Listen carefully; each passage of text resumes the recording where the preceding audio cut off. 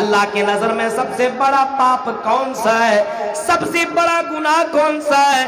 سب سے بڑا جرم اللہ کی نظر میں کون سا ہے؟ تو اللہ کے نبی نے جواب دیا تھا، اور اللہ کے نبی نے فرمایا تھا انت جعل للہ ندا وهو خلقک، سب سے بڑا پاپ اور سب سے بڑا گناہ یہ ہے کہ تم اللہ کے ساتھ کسی کو شریک کرو، اللہ کے ساتھ کسی کو پارٹنر بناؤ۔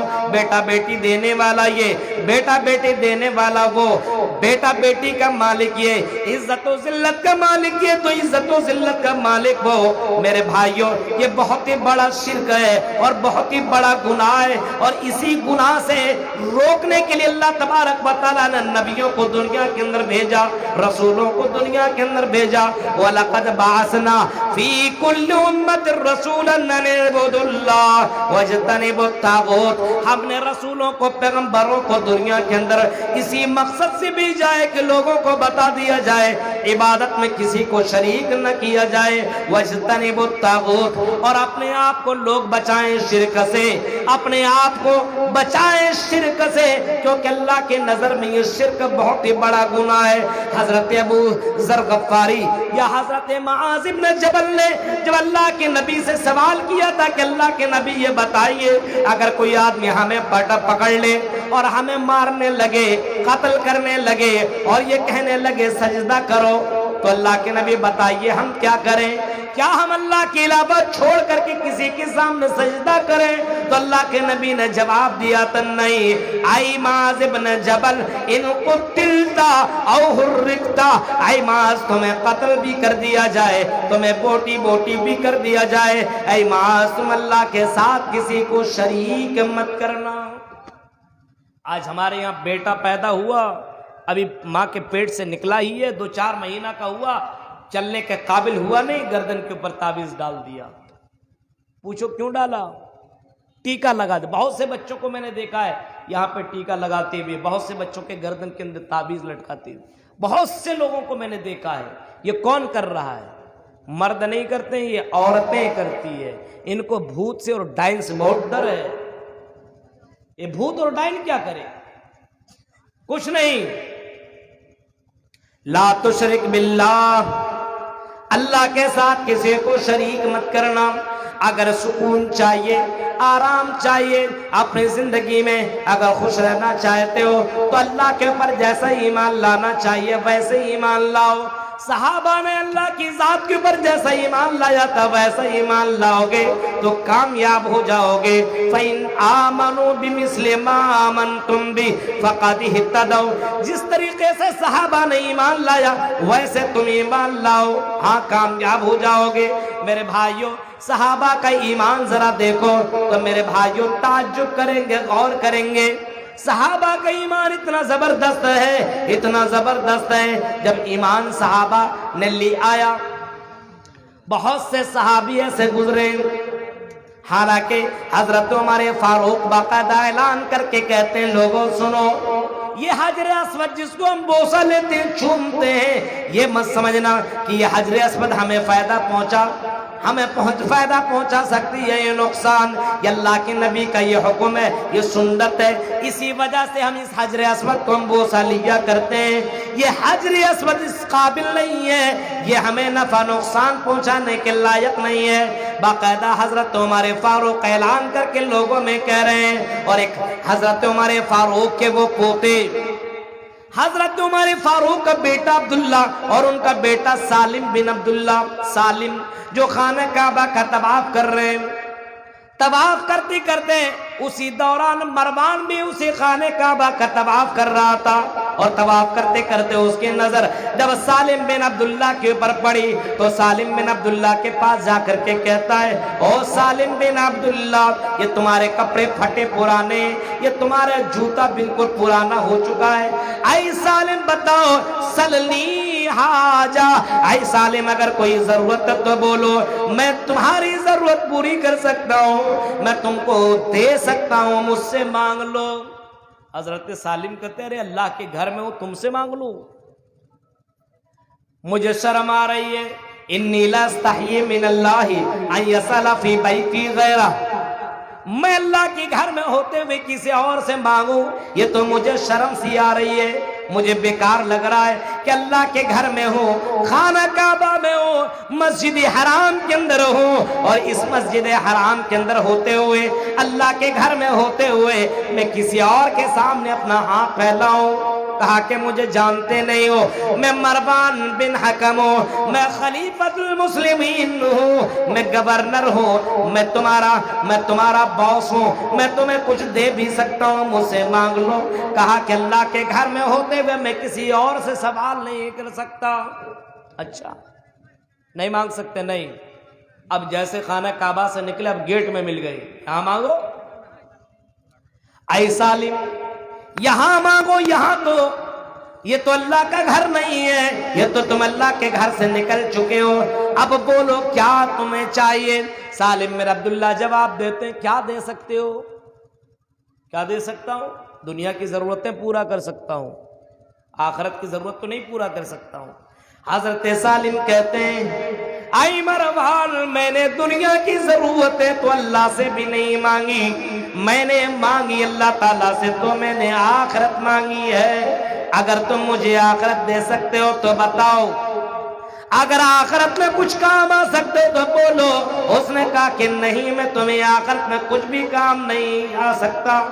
حضرت سالم کہتے ہیں، جب میں نے اس سے دنیا نہیں مانگی جو پوری دنیا کا مالک ہے تو تم سے کیا مانگوں؟ میں نے اس سے آخرت مانگی ہے۔ میرے پیارے ساتھیوں، عقیدہ ایمان کتنا مضبوط تھا کہ لوگ اس کو کہا کرتے تھے ہم سے لے لو، لیکن لینے کے لیے تیار نہیں رہتے تھے، اور ان کو بھروسہ اللہ کی ذات کے اوپر تھا کہ عزت و ذلت دینے کا مالک اللہ تعالیٰ ہے، روزی روٹی دینے والی ذات اللہ تعالیٰ کی ہے۔ اس وجہ سے اللہ کو چھوڑ کر کے کسی اور سے مانگنے کی ضرورت نہیں ہے، کسی اور سے مانگنے کی ضرورت نہیں ہے، اللہ تعالیٰ ہی سے مانگو۔ اور اللہ تعالیٰ سے کب مانگو گے؟ جب اللہ کی عبادت کرو گے۔ آدمی ظہر عصر مغرب عشاء فجر میں نماز ہی نہیں پڑھے گا تو اللہ سے مانگے گا کیا؟ اور اللہ سے مانگنے کے لیے مانگنے کا طریقہ ہونا چاہیے۔ آج آپ کسی کے پاس جاتے ہیں، ریکویسٹ کرتے ہیں، بہت اچھے آدمی یہ ہیں وہ ہیں، اس کے بارے بہت کچھ بولتے، تب اپنی بات آپ رکھتے ہیں مجھے یہ چاہیے۔ اللہ سے بھی مانگنے کے لیے اللہ کی حمد و ثنا بیان کرو، ہاں اللہ کا نام لو، اللہ کی حمد و ثنا بیان کرو اور اللہ سے مانگو، گڑ گڑا کر کے مانگو۔ ادعوا ربکم تضرعا وخفیا، اس اللہ سے مانگو تو گڑ گڑاتے ہوئے مانگو، تنہائی میں مانگو، اکیلے میں مانگو، اور میرے بھائیوں اس اللہ کو پکارو تو اللہ تعالیٰ کی حمد و ثنا بیان کرو۔ آج ڈائریکٹ کہتا اللہ تعالیٰ دے دے۔ ایک آدمی کہنے لگا کہ مولوی صاحب میری 5 بیٹیاں ہیں، میں اللہ سے مانگ رہا ہوں، اس پرفتن دور کے اندر جہیز کا بہت زیادہ بول بالا ہے، تو میں اللہ تعالیٰ سے مانگ رہا ہوں کہ اللہ تعالیٰ مجھے 10 لاکھ روپیہ دلا دے۔ مانگتے رہتا، ملتا ہی نہیں۔ میں نے کہا اچھا کتنے سال سے مانگ رہے ہو؟ کہا کہ 3 سال سے میں مانگتا ہوں کہ اللہ مجھے 10 لاکھ روپیہ دلا دے، 10 لاکھ روپیہ دلا دے، 10 لاکھ روپیہ۔ کہیں راستے میں جاؤں اور مجھے کوئی ایسی پیٹی مل جائے، باکس مل جائے جس کے اندر 10 لاکھ ہو، میں نے کہا واہ، آسمان سے اللہ گرا دے گا، ہے نا؟ بولا نہیں، اللہ تعالیٰ کہتا ہے مجھ سے مانگو میں دوں گا، میں اللہ سے مانگتا ہوں، نماز پڑھتا ہوں تب بھی مانگتا ہوں، دوڑتا ہوں تب بھی مانگتا ہوں، مانگتے رہتا ہوں اللہ سے، دے دوں دے دوں۔ اور اللہ تعالیٰ سے یہ بھی کہہ رہا ہوں کہ اللہ جتنا تو دے گا آدھا تیرے راہ میں خرچ کر دوں گا۔ شرط بھی اس نے لگا رکھی تھی، آئے اللہ جتنا دے گا آدھا تیرے راہ میں خرچ کر دوں گا۔ پھر بھی اللہ مجھے دے دے، لیکن تب بھی مجھے نہیں مل رہا ہے۔ اچھا، میں نے کہا اب کیا کر رہے ہو؟ کہا کہ اب میں نے دعا کو بدل دیا، چینج کر دیا ہے۔ میں کہتا ہوں کہ اللہ اگر میرے اوپر بھروسہ نہیں ہے تو آدھا کاٹ لے، آدھا ہی دے دے۔ دیکھ رہے ہو، اب اللہ تبارک و تعالیٰ سے اس طرح دعا مانگ رہا کہ اللہ آدھا اوپر ہی کاٹ لے اور آدھا ہی دے دے۔ میرے پیارے ساتھیو غور کرو، آج مسلمانوں کے اندر مانگنے کا طریقہ بھی معلوم نہیں ہے۔ میرے بھائیوں ذرا غور کرو، مانگنے کا طریقہ سیکھو۔ جس طریقے سے بچہ اپنے باپ سے مانگتا ہے، ایک بیٹی اپنے ماں سے مانگتی ہے رو رو کر کے 10 روپیہ 5 روپیہ، کس طریقے سے بچہ ضد کر کے مانگتی ہے اور اپنے ماں سے 5 روپیہ لی کر کے چھوڑتی ہے، جب تک وہ ماں نہیں دیتی پیچھے پیچھے بیٹی پڑی رہتی ہے، دوڑتی رہتی ہے، بھاگتی رہتی ہے، اور باقاعدہ اپنے ماں سے اگر وہ چیز نہیں ملتی تو رونا دھونا شروع کر دیتی ہے۔ میرے بھائیوں، اللہ تبارک و تعالیٰ سے رو رو کر کے مانگو، ادعوا ربکم تضرعا وخفیا، آئی میرے بندو اگر اللہ سے مانگنا ہے تو ادعوا ربکم تضرعا وخفیا، چھپ کے مانگو، تضرعا وخفیا، روتے ہوئے مانگو، گڑ گڑاتے ہوئے مانگو، خشوع و خضوع کے ساتھ اللہ تعالیٰ سے مانگو، تب اللہ تعالیٰ دے گا۔ آج ہمارے پاس ایمان کی کمی ہے جس کی وجہ سے ہماری زندگی میں سکون نہیں ہے۔ آج لوگوں نے سمجھ لیا کہ اس مولوی لائن میں کمائی نہیں ہے، پیسہ نہیں ہے، اس وجہ سے ہم اپنے بچے کو ڈاکٹر اور انجینئر بنائیں گے۔ اللہ پر بھروسہ نہیں ہے۔ 10 سال کا ہوا بھیج دیا ادھر، اس سے پوچھو سورہ فاتحہ کا ترجمہ نہیں بتائے گا، اس سے پوچھو پہلا کلمہ لا الہ الا اللہ کا میننگ نہیں بتائے گا، اس سے پوچھو مسجد میں جانے کی دعا نہیں معلوم، اس سے پوچھو گاڑی پہ سوار ہونے کی دعا نہیں معلوم، اور کیوں اس نے رکھا ہے باپ نے کہ میرا بیٹا اس میں جا کر کے کمائے گا، کمائی کے لیے وہ پڑھوا رہا ہے۔ میرے بھائیوں، نہیں، آپ اپنے بچے کو دینی تعلیم اور دنیاوی تعلیم دونوں دیں، دینی تعلیم دیں، آپ کا بچہ دین کو جانے گا، اللہ کو جانے گا، تو جس طریقے سے اللہ کی عبادت ہونی چاہیے اسی طریقے سے آپ کا بیٹا بیٹی کی عبادت کرے، تب آپ کی زندگی کے اندر سکون آ سکتا ہے۔ ایمان کے ساتھ شرک کو نہیں ملانا چاہیے۔ آج ہمارے یہاں ایمان کے ساتھ شرک کو ملایا جائے، غور کیجئے، آج ہم اللہ کے راہ میں دے دیں گے تو میرا گھٹ جائے گا۔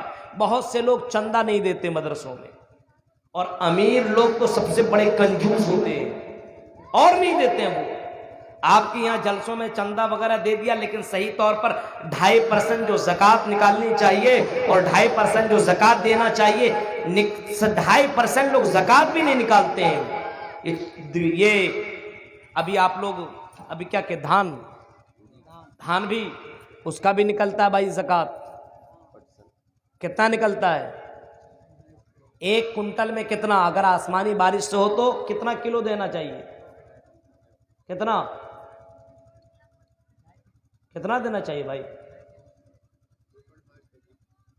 2.5 kg، اس میں بھی چلتا ہے کیا؟ ہاں، مسئلہ یہ بدل گیا ہے۔ آسمانی بارش سے ہو تو، اور اگر خود سے کرا آپ نے پٹا کر کے کیا ہو تو دونوں میں فرق ہے۔ آسمانی بارش اگر ہو، اگر اللہ تبارک و تعالیٰ نے بارش برسائی ہو اور اسی بارش اگر آپ کے یہاں کھیتی ہوئی ہو تو کتنا کلو؟ 100 کلو میں کتنا کلو اللہ کے راہ میں دیں گے معلوم ہے؟ 20 کلو۔ کتنا دیں گے؟ 20 کلو۔ اور اگر آپ نے پٹا کر کے کیا ہے تو 10 کلو 100 کلو میں۔ لیکن عجیب مسئلہ ہے، کیا کتنا دینا چاہیے؟ کتنا دیتے ہیں آپ لوگ؟ ٹھیک ہے، لیکن اب یہاں پہ یہ بھی لوگ نہیں دیتے حساب سے، اپنے حساب سے سوچتے ہیں رہے 2-4 من دے دو، ہو گیا ختم، خلاص، پیسہ اسی حساب سے جتنا میں نے مدرسہ میں نے چندہ دے دیا ہوگا، ختم۔ نہیں میرے بھائیوں، حساب سے آپ دیجئے جتنا دینا چاہیے۔